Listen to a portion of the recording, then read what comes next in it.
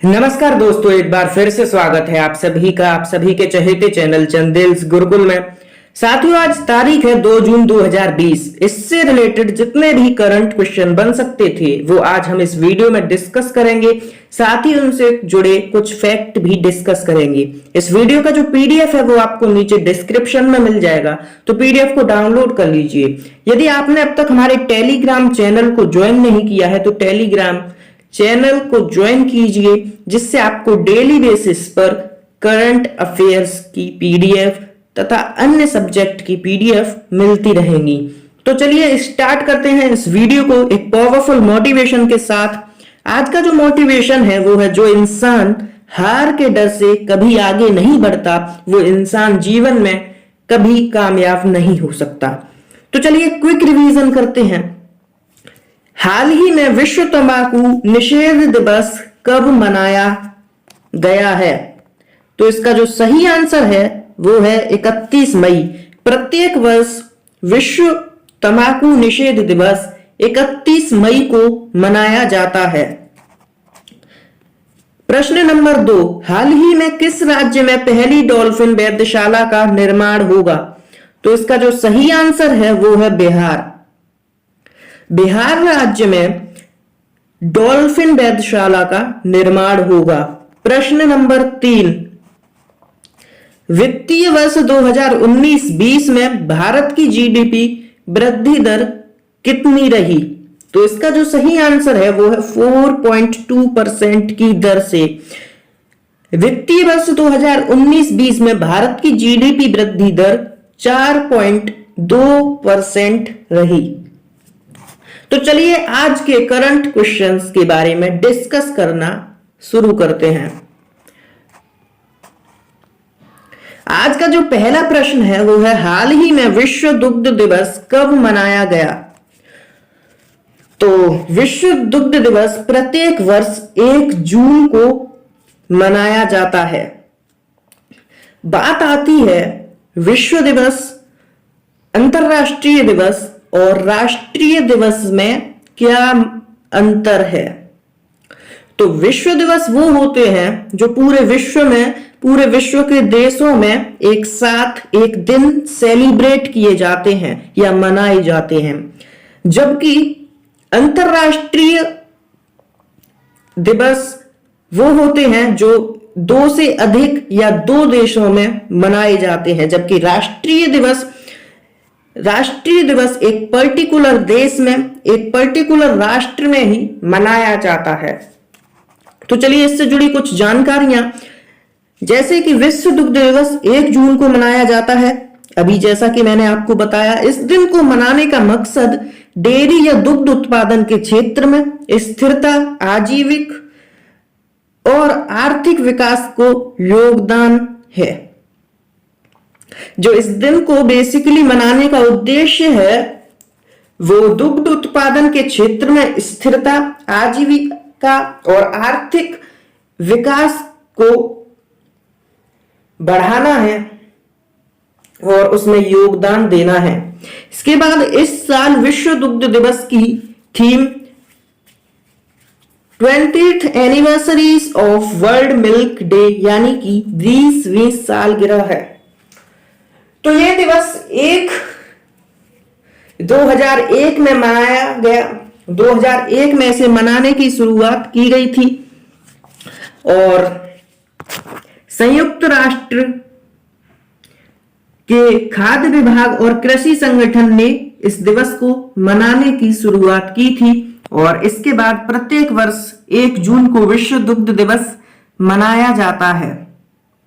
साथ ही आपको बता दूं, भारत में राष्ट्रीय दुग्ध दिवस 26 नवंबर को मनाया जाता है।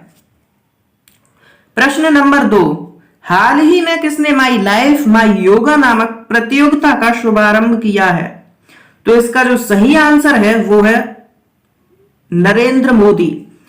हाल ही में नरेंद्र मोदी ने माई लाइफ माई योगा नामक प्रतियोगिता का शुभारंभ किया है। यह प्रतियोगिता आयुष मंत्रालय ने माई लाइफ माई योगा नाम से अंतरराष्ट्रीय वीडियो व्लॉग की प्रतियोगिता शुरू की है। इस प्रतियोगिता में हिस्सा लेने के लिए आपको योग करते समय, जब आप योग करते हैं तब 3 मिनट का एक वीडियो रिकॉर्ड करना है और आयुष मंत्रालय की जो ऑफिशियल वेबसाइट है उस पर अपलोड करना है। यह बात प्रधानमंत्री नरेंद्र मोदी ने अपने मन की बात कार्यक्रम में कही। इसके बाद प्रश्न नंबर 3, हाल ही में किसने 56 नए सीएनजी स्टेशनों को देश को समर्पित किया है? तो इसका जो सही आंसर है वो है धर्मेंद्र प्रधान। धर्मेंद्र प्रधान ने हाल ही में 56 नए सीएनजी स्टेशनों को देश को समर्पित किया है। प्रश्न नंबर 4, हाल ही में IIFCL का नया एमडी किसे नियुक्त किया गया है? तो इसका जो सही आंसर है वो है PR जयशंकर। PR जयशंकर को IIFCL का नया एमडी नियुक्त किया गया है। इससे जुड़ी कुछ जानकारियां, PR जयशंकर को IIFCL का नया एमडी नियुक्त किया गया है जैसा भी बताया। इससे पहले वे NHB के कार्यकारी निदेशक थे। NHB यानी कि national housing bank. PR Jaishankar इस पद पर अगले 3 वर्षों तक कार्यरत रहेंगे। जो IIFCL की स्थापना है वो 5 जनवरी 2006 को हुई थी। अब प्रश्न आता है कि IIFCL की फुल फॉर्म क्या है? तो IIFCL की जो फुल फॉर्म है वो है Indian infrastructure financial company limited. IIFCL की जो फुल फॉर्म है वो है Indian infrastructure financial company limited. इसके बाद चलिए प्रश्न नंबर 5। प्रश्न नंबर 5 में कहा गया, हाल ही में RBI ने किस बैंक पर 4 करोड़ का जुर्माना लगाया है? तो इसका जो सही आंसर है वो है सिटी बैंक। हाल ही में RBI ने 4 बैंकों पर जुर्माना लगाया है, जिसमें से एक सिटी बैंक है, एक कोऑपरेटिव बैंक है। कोऑपरेटिव बैंक पर 60 लाख का जुर्माना लगाया गया है। सिटी बैंक पर ये जो जुर्माना लगाया गया है वो NOC के नियमों का पालन नहीं करने पर लगाया है। जब सिटी बैंक अपने करंट होल्डर्स होते हैं, जो करंट अकाउंट खोलते हैं, उनसे खाता खोलते समय NOC के नियमों का पालन नहीं किया, इस वजह से सिटी बैंक पर 4 करोड़ रुपए का जुर्माना लगाया है। जो सिटी बैंक की स्थापना हुई वो 16 जून 1812 में हुई और मुख्यालय इसका न्यूयॉर्क अमेरिका में स्थित है। इसके बाद प्रश्न नंबर 6, प्रख्यात व्यक्तित्व वाजिद खान का निधन हो गया, वे अनुभवी थे। तो आप सभी परिचित होंगे, वे एक प्रसिद्ध संगीतकार थे। इसके बाद प्रश्न नंबर 7, कौन 2020 में फोर्ब्स के शीर्ष, फोर्ब्स जो एक मैगजीन है, जो फोर्ब्स एक लिस्ट को प्रत्येक वर्ष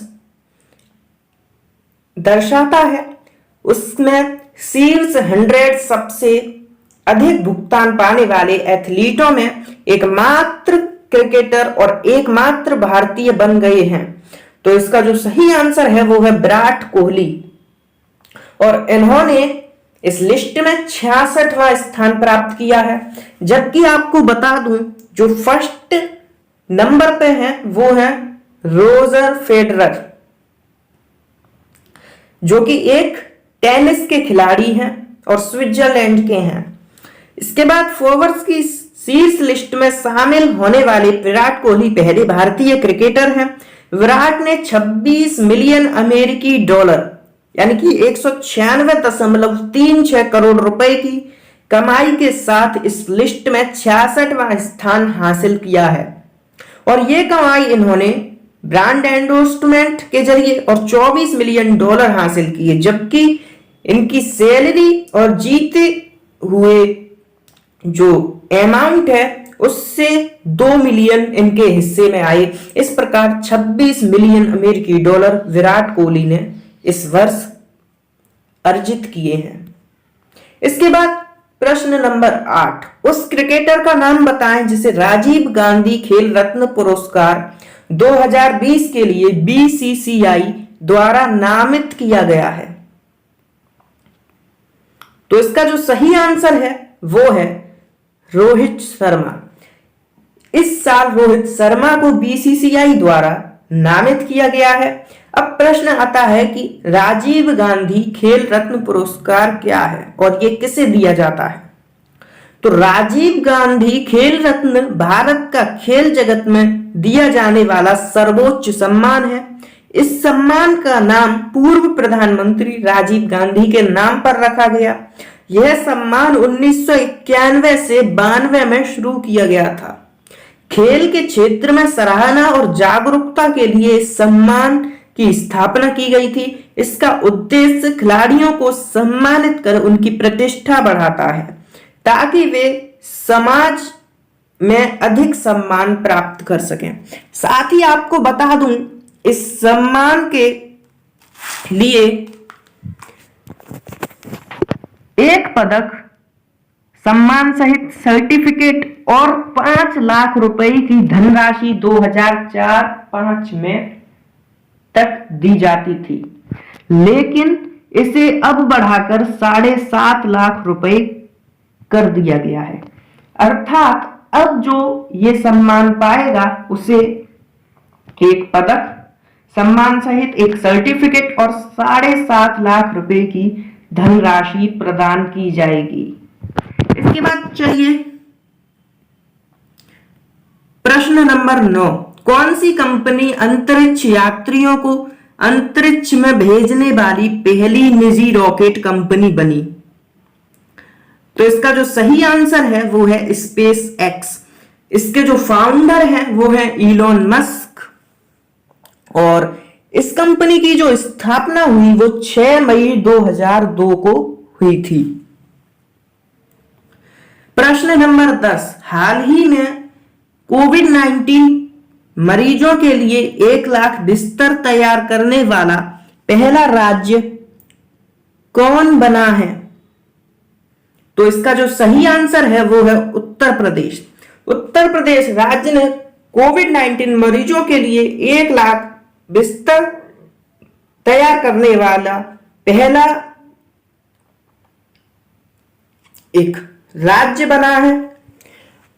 और बात जब उत्तर प्रदेश की होती है तो उत्तर प्रदेश की जो राजधानी है वो है लखनऊ। उत्तर प्रदेश के मुख्यमंत्री, जिनसे आप सभी भली भांति परिचित होंगे, योगी आदित्यनाथ जी। यहाँ के जो राज्यपाल हैं वो हैं आनंदीबेन पटेल। साथ ही आपको कुछ जानकारियां और दे दूं, यहां वर्चुअल अदालतों के जरिए सुनवाई करने वाला यह पहला राज्य बना है। जो उत्तर प्रदेश है वो वीडियो कॉन्फ्रेंसिंग के जरिए सुनवाई करने वाला पहला राज्य बना है। यहां 2 ऐप लॉन्च हुए हैं, एक प्रवासी राहत मित्र ऐप और एक आयुष कवच ऐप। ये दोनों ऐप ही हाल ही में लॉन्च हुए हैं जो कि करंट क्वेश्चंस बन सकते हैं। इसके बाद आरोग्य सेतु जो हॉटस्पॉट है उत्तर प्रदेश में, वहां आरोग्य सेतु जो ऐप है उसे डाउनलोड करना अनिवार्य कर दिया गया है। तो इस वीडियो में इतना ही। यदि आपने अब तक इस चैनल को सब्सक्राइब नहीं किया है तो चैनल को सब्सक्राइब कर लीजिए, इस वीडियो को लाइक कर दीजिए और यदि आपका कोई प्रश्न है या आप कोई सुझाव देना चाहते हैं तो कमेंट सेक्शन आपके लिए खुला है। कमेंट सेक्शन में अपने प्रश्न या सुझाव को प्रस्तुत कीजिए। इस वीडियो को शुरू से लेकर अंत तक देखने के लिए आप सभी का बहुत बहुत धन्यवाद।